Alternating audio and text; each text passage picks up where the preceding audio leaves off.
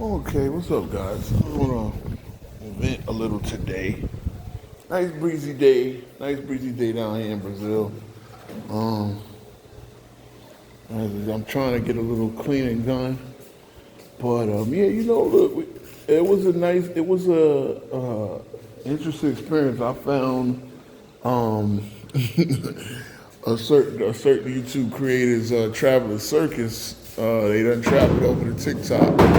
Shout out to them. I'm not gonna name no names. You know who they are. Um, but yes. Okay, so the ball go here. Yeah, it was. I wound up glad that I stayed because we had an interesting chat with former league player, '90s player. I guess you could say. I can say his name here. Sharon Wright. If anybody know their basketball deep, he was the sixth pick of the 1994 draft, meaning he was drafted right after Juwan Howard. I believe Tracy Murray was the seventh pick of that draft. Don't hold me on that. But it was an interesting conversation, and he shared a lot. He gave us about 2 hours of his time, So I pulled up on that platform. He spoke right after me, right after, me and so and so had one of our famous back and forth where. I believe he was reading a bunch of fake stats and making fake narratives, but Anyway, long story short, Mr. Wright shared an account of, and it might be, people some of y'all might know this about Michael Jordan. This is the first time, I believe, he might have played him in his rookie year. Remember, Jordan came back at the end of the season, but this was probably the first time they played that season. And this is Jerry Stackhouse's rookie year. And if you understand something, Jerry Stackhouse, went to the University of North Carolina. I'm gonna clean these chairs. Jerry Stackhouse went to the University of North Carolina. Therefore, the Carolina fraternity, they play a lot of games in the summer down at Chapel Hill. That gym is famous for, the open runs and stuff like that they do in the summertime. And so, the reporters of the 90s was asking Mr. Jerry Stackhouse, did you really get the better of Jordan, this summer? Remember Stackhouse was a sophomore. Him and Rasheed Wallace, they were sophomores together on that Dean Smith team that went to the Final Four. It was actually one of the teams I used to root. I'm a Duke fan, but I was rooting for them. Like I'm a Rasheed Wallace and Stackhouse fan. So, funny part about it is, long story short, now you get Vernon Maxwell. He enters the story where the reporters is asking him, and this might have been rookie hazing or Maxwell just being his, not giving a fuck nature. He's hyping it up. He said, "Oh, hey man, let him know, man. You bust his ass. Blah blah blah." So he's hyping it up. He's instigating, and Stackhouse is saying nothing. But of course, reporters, especially back then, they're gonna take what they take from it, right? They're gonna take that, even though Stackhouse probably said nothing. Even though Stackhouse probably said not a word. because Mad Max hyped it up. Obviously, they were gonna run in print and use it. Okay, yeah, here's the first matchup between North Carolina legends Jerry Stackhouse and Michael Jordan, and of course. And when we understand the competitor that Michael Jordan is, he took that personally. I mean, and it's the thing, man. It's all in love because I know he looked at Stack as a little brother. You know what I mean? He looked at Stack as a little brother. So it's like, hey, did you really tell them? Didn't matter if he did. He probably knew Stackhouse ain't say a goddamn word, and he probably knew that the whole story wasn't true. But again, this is the nature of the past. right? This is the nature of the 90s players. They're very prideful, they're very competitive. Even when it's all love, they're out there to put a stake in your heart, bro. Like, that's the way it is. It don't matter that Stack is little brother, Stack is part of the Carolina family. You understand what I'm saying? Stack played for Dean just like me. Stack was the third pick just like me. As you know, Jordan was instrumental in bringing Stackhouse to the Wizards later on, about what, 8 years after this, right? 7, 8 years after this story. So anyway, long story short, and this is probably Mr. Wright's first time really seeing. If he didn't see him in his rookie year, because this is Mr. Wright's second year, if he didn't see him in his rookie year, he probably saw. This is probably his first time, or at least this is his first time seeing him healthy. All right. So at the end of the day, Mr. Stackhouse. Long story short, Mr. Stackhouse got lit up for 49 points. 40, or I believe, because I looked it up, but I believe he got. Mr. Wright said it was 49, but I believe he had 48 in 3 quarters. I want y'all to understand this. This is the 96 Bulls we're talking about. The 96 Bulls, the 72 win Bulls. So because you know where this is gonna go. You know who this is gonna be aimed at. All of you fanboys to understand something. Again, this is a man that lived this, that witnessed this firsthand. He's there at the arena. As he said, when I first met Jordan and seen him on the court doing his thing, the man had an aura, and it was orange. Just like the Rick James story, just like Charlie Mercy accounting his first time seeing Rick James, right? Unlike Brick James, this is his first time seeing Jordan. He said the man, the aura, the like Mike. Again, you got to understand, he's probably a high school senior in 1991 when that Gatorade commercial came out, right? So he plays his 3 years at Clemson. He gets drafted number 6 overall, and then he gets to meet the man in person, the man, the myth, the legend, right? Y'all think Jordan is a myth, bro. Again, as a fan, I'm not a guy that's rooting for Jordan, and I'm a guy who, even this year, even in this 72-win year, I think my Knicks with Derek Harper, I believe Derek Harper was still with the Knicks. This is Starks' last year as a starter because we would sign Stackhouse we was not Stackhouse, we would sign Allen Houston in the summer of 96, right? Starks went to the 6-man role. But I still think that my Knicks can beat the Bulls, even with their 72 wins. Okay? We want to play the Bulls in the playoffs, and they beat us in 5. Okay? Van Gundy wasn't ready to. I ain't gonna make excuses because we started with Don Nelson. Don Nelson wanted to run Euroball with the Knicks squad. He wanted Patrick Ewing to play point center. He wanted Patrick Ewing to pass the ball more. Say what you want about Patrick Ewing. Ewing didn't have the playmaking ability to be a star player who's passing the rock. You got to get Ewing the rock. And that's where the Knicks fucked right. They tried to go against their identity. But anyway, long story short, Jordan dropped 48 points on his little homie, his little brother, Jerry Stackhouse, in 3 quarters in the game, and they didn't even have to play in the 4th quarter. I want y'all to understand that about the 96 Bulls. That happened probably 1 quarter of the season. Of the 72 wins, probably about 20 of them, Mike and Scotty got to sit out the 4th quarter. They didn't need the rest. They probably got about 5, 6 games off just by sitting out entire 4th quarters on those nights when you play a team like an 18-win team like the Sixers. They didn't fuck around with their food. I want y'all to understand. They didn't play around with their food, those Bulls. You understand what I'm saying? That's Jordan's pinnacle. 96 was his pinnacle. His comeback, all right, you want to tell me he was rusty? See, again, LeBron fans, y'all love to look for little holes in the legacy, right? So 95, them losing to Orlando, that's your gotcha moment, right? Remember, they lost in the second round. No excuses. Jordan's never made an excuse. You never heard Jordan say it as an excuse.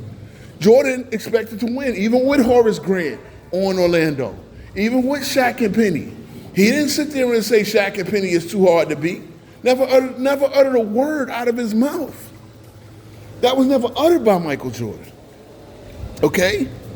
Now, clearly, the Bulls had a weakness in their roster, being that, the combination of Dickie Sickens and Jason Caffey just did not make up for Horace Grant. Horace Grant, again, not a great player, but a very good player. They made him a damn near $10 million man for a reason. Remember, Scottie Pippen is the one still stuck on his contract. Well, Horace Grant came in the same draft class with Pippen. He's getting paid. Okay? There's a reason why they were paying him. Remember, $10 million back then, big deal. This is the 90s. This is the 90s. This is the 90s where $10 million, adjusted for inflation is at least 30 to 40 million. Okay? Adjusted to today's numbers. And now you're seeing role players get 40 million. Okay? So either way, at the end of the day, this is what you have. This is what you have.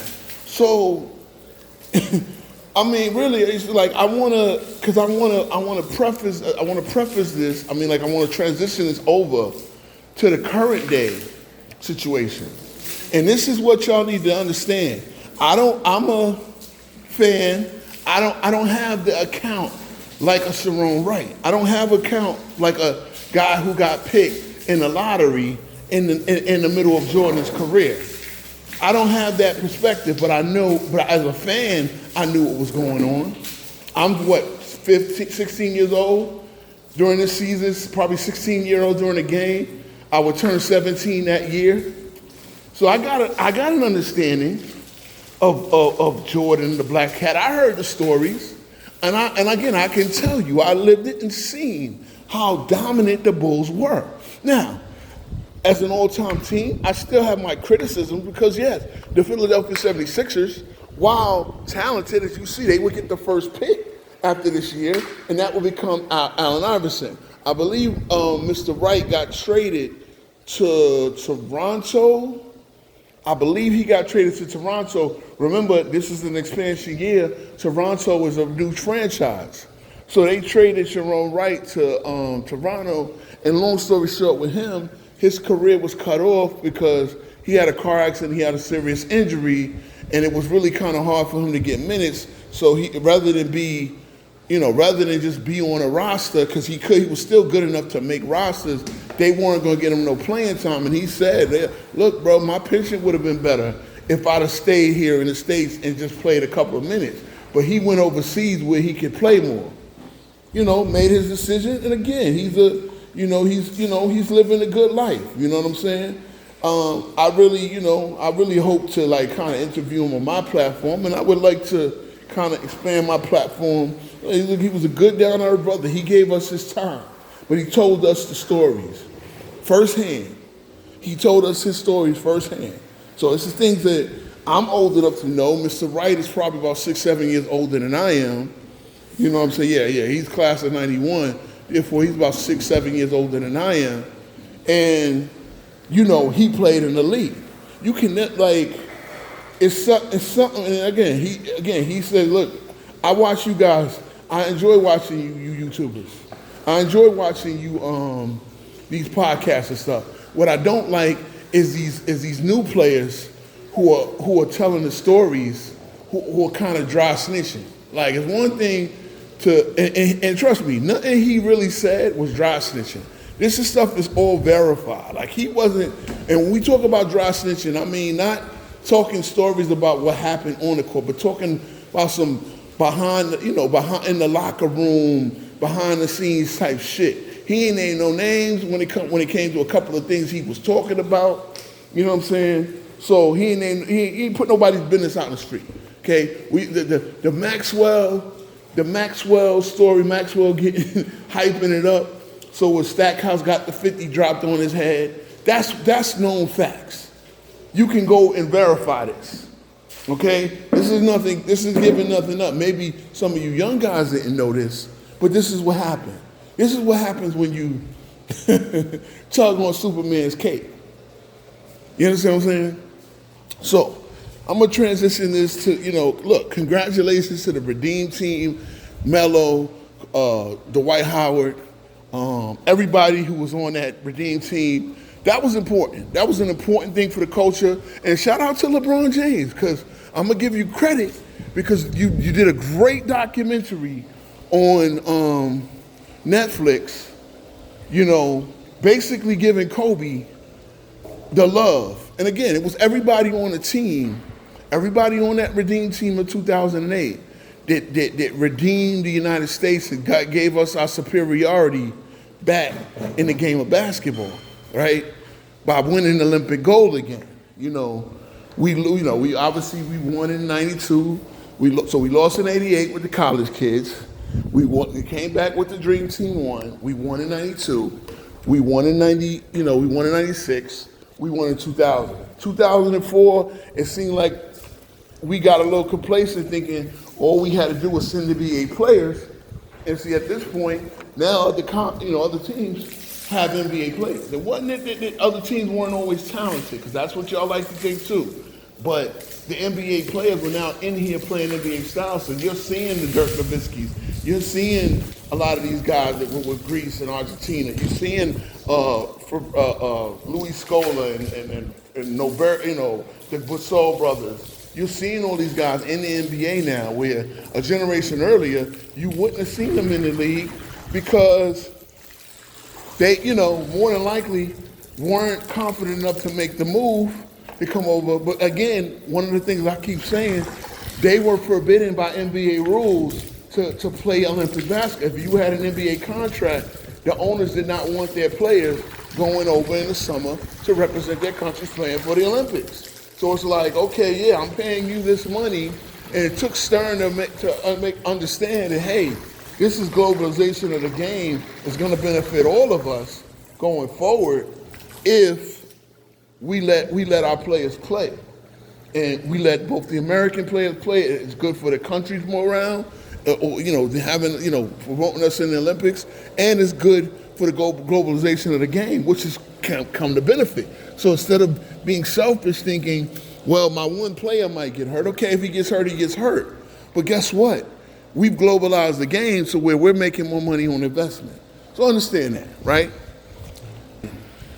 To the Olympics. Props to the Redeem team and everybody that got put in Hall of Fame. So I preface it with that, right? Melo and Dwight Howard, I believe. I'm not sure if LeBron and Chris Paul were inducted as players or they were just inducted as part of the Dream Team. I didn't really pay attention to it, but I did see the clip of Dwight Howard shouting out Mr. James in the stands. So now, Dwight Howard also was, I believe he was on that Redeem team. I believe he was. So, he was inducted to the Hall of Fame twice last night. Okay? He was inducted he's a two-time Hall of Famer now, as I believe Melo and Chris Paul. Well, Melo is, and certain other guys. I don't believe LeBron is eligible as a player who still plays. But of course, you know whose fan base is on there saying, well, it's a flex to be in the Hall of Fame while you're still playing. Well, so was Chris Paul. And posthumously, Kobe Bryant. He got elected to the Hall of Fame his second time, being a part of that Redeem team, posthumously. Okay? But there was a little vibe, there was a little something when Dwight Howard shouted out, Mr. You panned, the media being messy, they panned to LeBron James, and it looked like a sort of bit of an awkward moment. Now I need you to understand this, guys. I need you to understand this, because they're out there. There's, Stacey King. This is part of what Mr. Wright said, because it's funny. He and Scott Williams were close. They played together on the Sixers. You understand what I'm saying? He said, Scott Williams, that's my homie. Now, there's this weirdness shit, because funny when he asked him about Scotty, the first thing Mr. Wright said is, Scotty, I mean, we need to understand why Larsa is boning half the goddamn NBA and half the damn Hollywood, okay? But that, look, was that a shot? No, I don't think so. That's, again, was that snitching? No, this is public knowledge, okay? But he didn't sit there and shit on Pippen as a player. But it is kind of weird that all these guys got feelings about Jordan, and where is it coming from? This is my thing. Where is it coming from? Because Jordan has never thrown anybody up. Jordan don't speak. Jordan don't speak to the media. Jordan ain't out here doing book tours and shit like that. So now everybody's getting feelings over The Last Dance because there were certain things played out that y'all want to act like. Number one, the cameras are on. So if the cameras are on for this documentary, this stuff is on film. The Scottie, see, the crazy part is, the Scottie Pippen thing, I remember this. I kind of didn't really, I didn't sit there and think, oh, this is Scottie's legacy right here. I remember I'm listening to the Knicks series on the radio, and I thought it was odd that Scottie Pippen wasn't in the game. I started like, oh, okay, this game is going to overtime. Scottie's out the game, what's going on? Oh, Kukoc hits the shot. 2 series down 2-1. I felt that if the game went to overtime, the Knicks would probably win and go 3-0 in that series. As we know, that series wound up with the controversy with the Hugh Hollins call in Game 5. The Knicks eventually took it in Game 7. But we always hear about the Hugh Hollins call away, but meanwhile, they want to forget that Scottie chose to sit out that play, okay? Again, it wasn't a make or die play. They missed, they go to overtime. They win, the series, the Knicks are still up 2-1, all right? They want to make okay, well, this is what happened, blah, blah, blah. And then Jordan, how dare you? See, it's it seems like all of a sudden now, everything that this man has done for them, let's keep it real, okay? Scottie believes he would have won 6 with the Sonics. Nobody. You might have won 1, you might have won 2, but you're not winning 6 without playing with Jordan the Black Cat. You're not. I don't care what you think. The ego, look, you're supposed to have the ego, but there's nobody in their mind that's going to sit here and believe. And so it's like at 60, you got Horace Grant. Again, I understand they ain't necessarily crying, but for them to have feelings over things being portrayed in a documentary. Documentaries always lie. They always extend. They always, I ain't never seen a documentary that didn't over dramatize a certain story. Otherwise, it would be boring. Obviously they wanted to put that little bit of a controversy because it was a controversial thing at the time. And being that the Bulls won, all was forgiven. Scottie apologized because that's the part of the story that redeemed him. Scottie apologized. Scottie said he was wrong. Now he came back and felt that he still should have got the shot despite missing the previous 2 shots. And guess what? It's the fact that you're not even contrite to this day that makes you the villain of the story, that makes you still look like Connor Janky. Because Kukoc hit the shot. Why are you so worried about hitting the shot? It's the fact that you hit the shot. I shared the story of Kobe in 2004. This is after the Spurs beat them, took them. If the Spurs win this Game 5, they likely win the series. 73-72. The play is drawn up for Fisher. They knew that 2 defenders was going to go with Kobe. So Kobe played decoy. He did what Scottie wouldn't do, and Fisher hit the shot. So at the end of the day, you think Kobe was beefing that Fisher hit a shot? See, this is what LeBron fans do. And see, that's the problem. Scottie, for a guy that was on them dominant teams, right, to sit there and whine 30 years later about being, at the time it was 25, 26 years later, But to sit there and whine that they put that story, which is well-known, documented facts, is you sat out that play because Phil Jackson drew the play up for Kukoc. This is the difference between you and Kobe. So to sit there and tell me you would have 6 when you're not even the player Kobe is on either side of the ball, let's keep it real.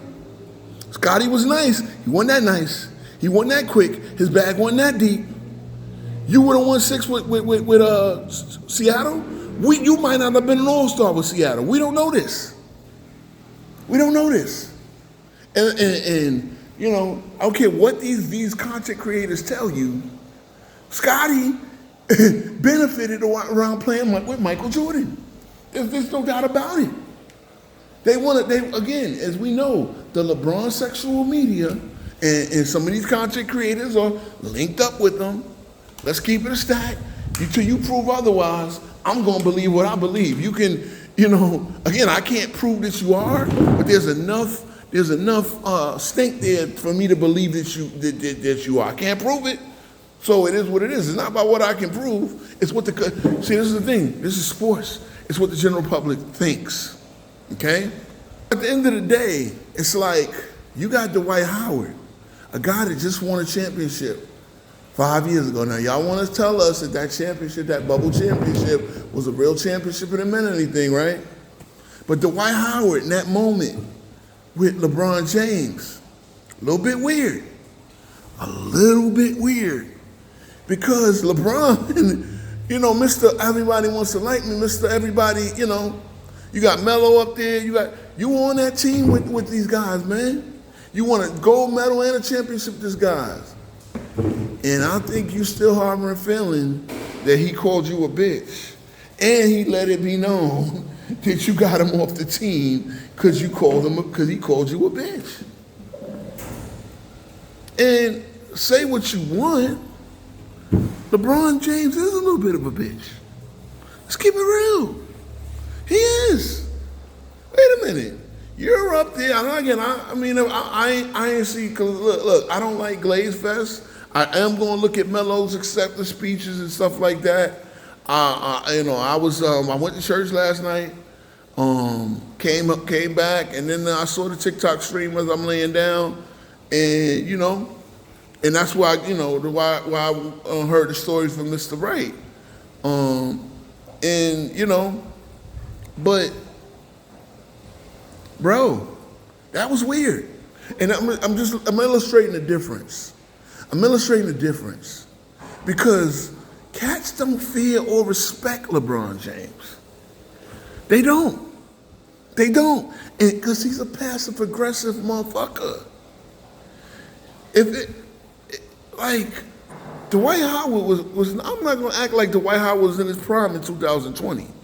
But Dwight Howard was pretty instrumental. And he wasn't old. He was only 33 because you were 34, 35. He wasn't done. He wasn't washed up.